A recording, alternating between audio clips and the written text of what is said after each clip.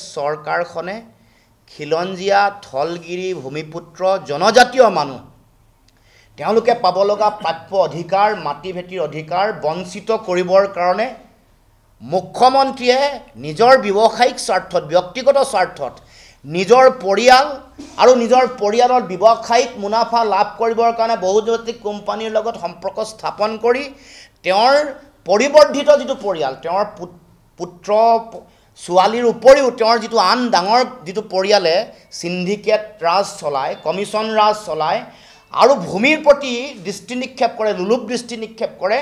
সকলোৰে ভৱিষ্যত সুৰক্ষিত কৰিবৰ কাৰণে এই কাম কাজ কৰিছে নেকি এই প্ৰশ্ন মানুহৰ মাজলৈ আহিছে হৰিশংকৰ ব্ৰহ্মৰ প্ৰতিবেদন মতে 6 লাখ ভূমিহীন পৰিয়াল আছে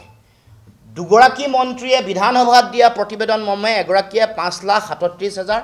আৰু এগৰাকীয়ে দিয়া প্ৰতিবেদন মৰ্মে 5,67,000 পৰিয়াল আজিও ভূমিহীন পৰিয়াল অসমত আছে বান আৰু গৰাখহনীয়াত আক্ৰান্ত হোৱা খিলঞ্জীয়া মানুহ তাৰ মানে সেই সকল মানুহক সংস্থাপন নিদি এতিয়া আমাৰ মাটি ভেটি আদানী আৰু ৰামদেৱক অৰ্পণ কৰিবৰ কাৰণে কুটকৌশল ৰচনা কৰিছে মুখ্যমন্ত্ৰীৰ পত্নী আৰু পৰিয়ালে মাটি ল'বৰ কাৰণে বাগান গৈছে বাগানৰ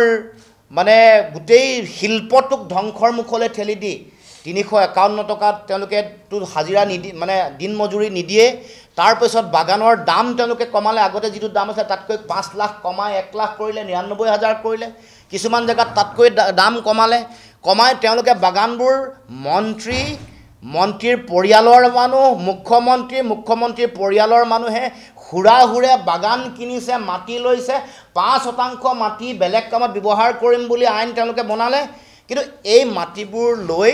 বাকি কিন্তু তাত বসবাস কৰা মানুহৰো তেওঁলোকৰ ভূমিৰ অধিকাৰ সুৰক্ষিত কৰা নাই উদাহৰণস্বৰূপে ডিব্ৰুগড় লক্ষ্মী চাহ বাগিচাৰ 350 বিঘা বাগান ললে তাত লাইনত থকা যিসকল চাহ শ্ৰমিক আছে তেওঁলোকক কিন্তু আজিলৈকে এক কথা মাটিও তেওঁলোকৰ পট্টা দিয়া নাই শ বছৰ ধৰি থকা চাহ বাগিচাৰ যিসকল শ্ৰমিক আছে গতিকে এই কথা বতৰাবোৰ মানুহৰ মাজলৈ আহিছে ট্ৰাইবেল বেল ব্লক আৰু অসমৰ খিলঞ্জীয়া মানুহৰ মাটিক তেওঁলোকে লক্ষ্য হিচাপে লৈছে বান আৰু গৰাখহনীয়াত আক্ৰান্ত হোৱা মানুহ যি ভূমিহীন হৈ আছে হেহতীয়াকৈ কৰদৈগুৰিত 25টা পৰিয়াল মৰাণ জনগোষ্ঠীয় পৰিয়ালে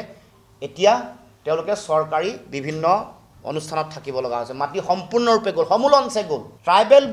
বেল্ট আৰু ব্লকবোৰ সুৰক্ষিত হ'বনে নহয় ট্ৰাইবেল বেল্ট ব্লক সম্পৰ্কত মহামান্য উচ্চতম ন্যায়ালয় দেশৰ সংবিধান আইন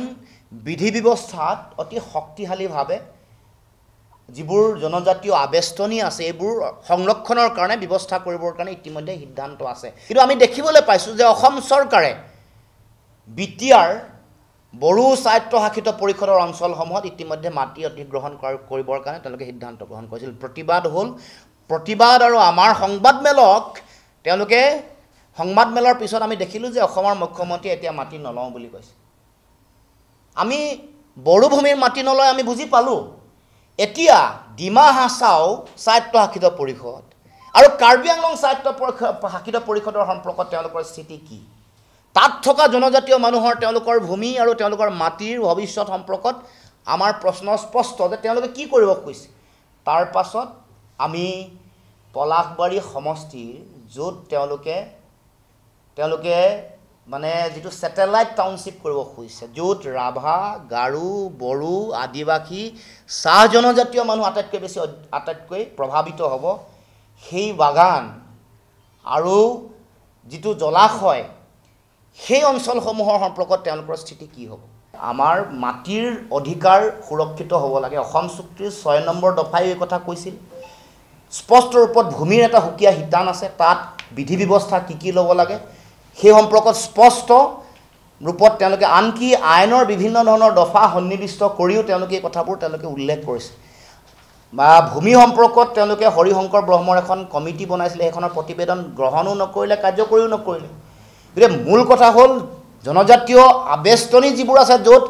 সাংবিধানিকভাৱে তাত তেনেকৈ ভূমি বেদখল মানে তেনেকৈ দখল কৰিব নোৱাৰে তাতে যেতিয়া হাত দিছে বাকী অঞ্চলসমূহত দিয়াটো স্বাভাৱিক ইতিমধ্যে হৈছে বাগানসমূহো দিছে গতিকে অসমৰ মাটি যাতে সুৰক্ষিত হ'ব পাৰে তাৰ কাৰণে অসম চুক্তিৰ 6 নম্বৰ দফা যিবোৰ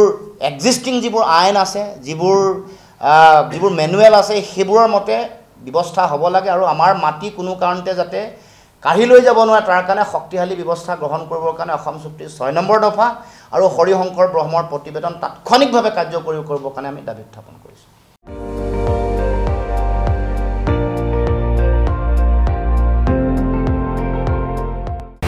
আপুনি চাই আছে ND24 সৰ্বশ্ৰেষ্ঠ নহয় সৰ্বোত্তমৰ দৌৰত।